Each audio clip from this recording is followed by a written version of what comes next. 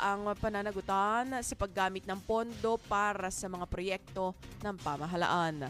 Para sa GV Balita Express, ako po si DJ Frankie sa GV 99.9, Your Good Vibes. At Representative Kiko Barzaga tuluyan ang tinanggal sa House of Representatives. Ang detalye ng balita, DJ Joey Boy, pasok. GV Balita Express. Tuluyan ang tinanggal sa House of Representatives si Cavite 4th District Representative Kiko Barzaga matapos aprobahan ng Kamara ang rekomendasyon ng Ethics Committee laban sa kanya.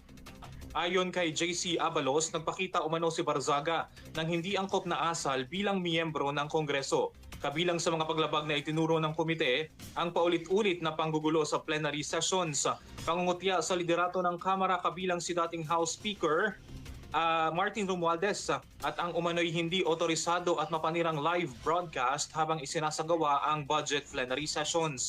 Dagdag pa ni Abalos, malinaw umanong nilabag ni Barzaga ang mga pamantayan ng asal at disiplina na inaasahan sa isang mambabatas.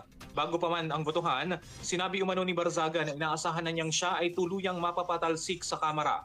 Mahigit 2/3 o 265 na mga mambabatas ang bumoto pabor sa committee report ng House Ethics Committee na nagrekomenda ng kanyang pagpapatalsik.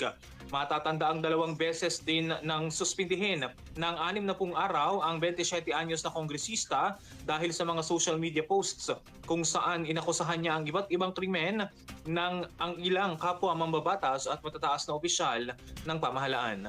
Para sa GV Balita Express, ito si DJ Joey Boy sa GV 99.9, Your Good Vibes.